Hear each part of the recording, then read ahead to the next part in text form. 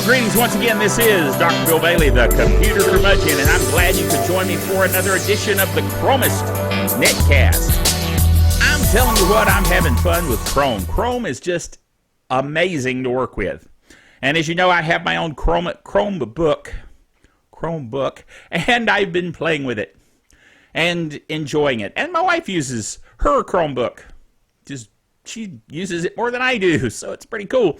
Anyway, the question becomes then, should you go ahead and shell out some money and buy a Chromebook?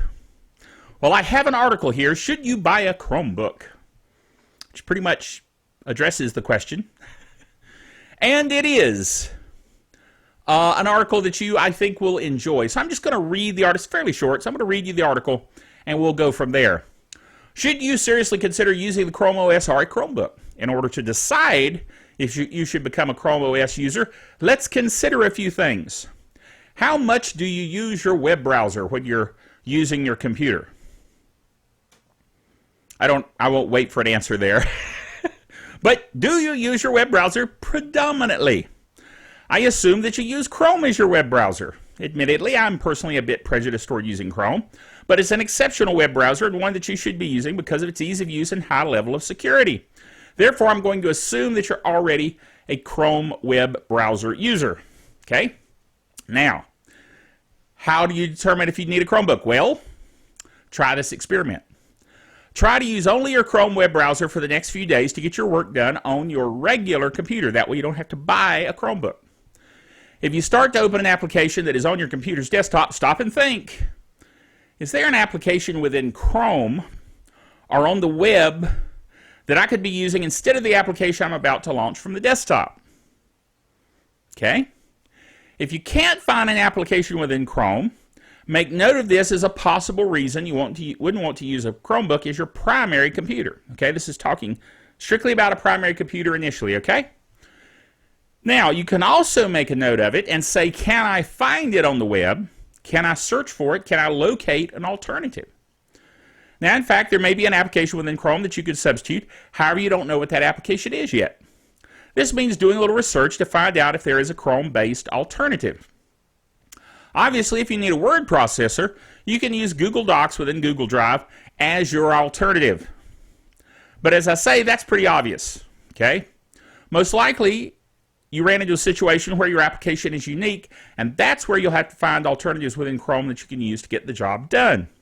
For instance, one thing that I needed was a simple, easy text editor. Not a full-blown web processor, all right, just a text editor. What I found was a Chrome extension application simply called Text, T-E-X-T. It turns out this application is simple, lightweight, and easy to use, and works perfectly for most applications where I have need of a simple text editor, okay? Your application may be very different from this example. For instance, something like AutoCAD, right, which is a huge, heavy desktop application. Now, if there's not an alternative, like AutoCAD, for instance, that exists for your application, that could be a showstopper for you using Chrome OS as your primary operating system. However, it may be that a Chromebook can fulfill your needs for computer usage for 90% of everything you do with a computer, maybe everything except that AutoCAD program, okay? If that's the case, a Chromebook may still be a good investment for you, as it is light, easy to use, and very portable. And it holds a charge forever. You can use it like a whole day and hardly need to charge it. That way, if you have a need of a heavy, powerful, specialized computer, you can have it on your desk at home, available for those special needs, but use a Chromebook for everything else you need to do. That is still a use case. It's what we call a use case in the computer industry. That is very valid, and many people find themselves in exactly that position as a computer user. So, are you a potential Chromebook user? I suspect that you are. All right? Now, what about other applications that maybe you haven't seen or heard of or thought of that you can use on a Chromebook?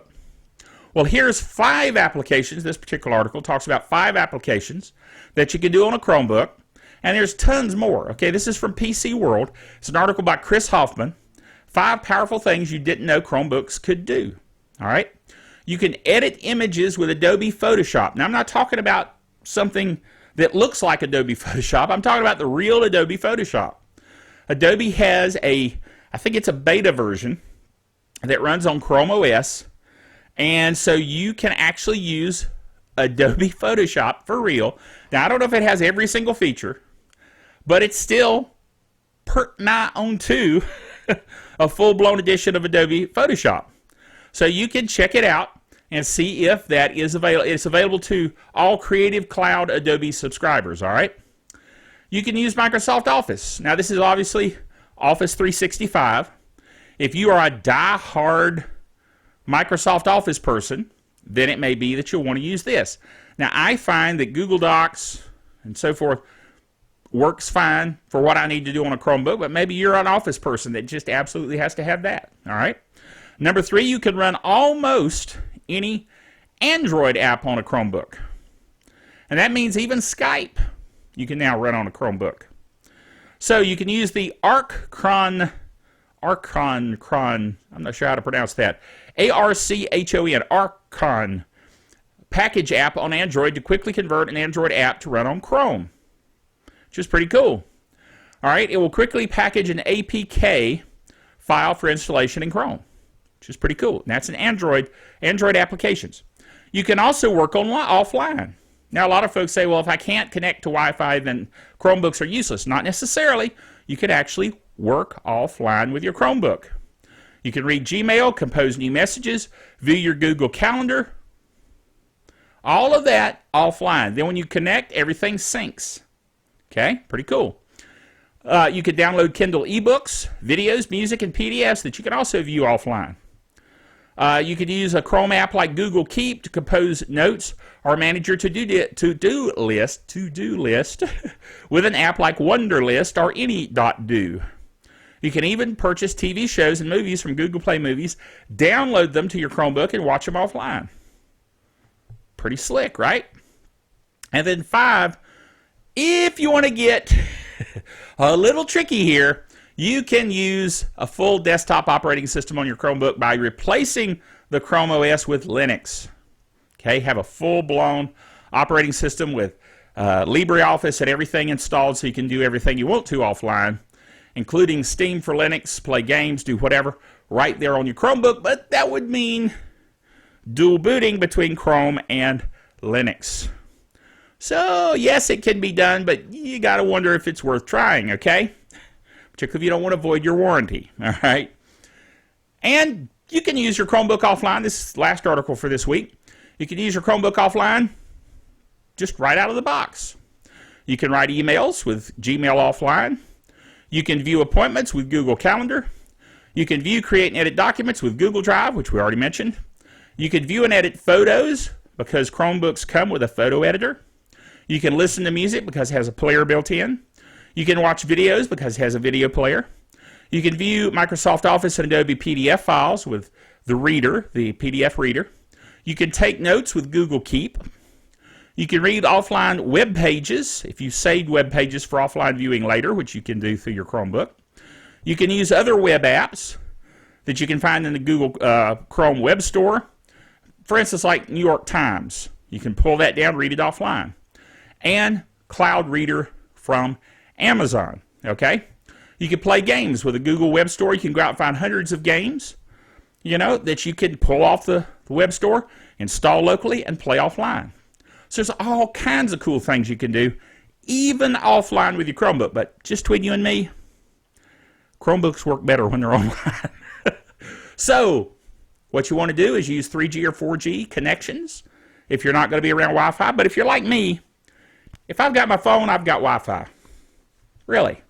So I've got Wi-Fi anywhere I need when I need it, okay? Because I have a hotspot right there on my phone. You can get Go Karma, for offline, well, not offline, but using a internet connection from Wi-Fi through the little Karma box, just like my phone. I don't, because I have my phone. Why would I get another device? But if your phone doesn't have a hotspot, you could use Go Karma, okay? So lots of ideas. And that's why we're here, is so that you can learn how to be a Chromest. Learn how to use all the shiny that's in Chrome.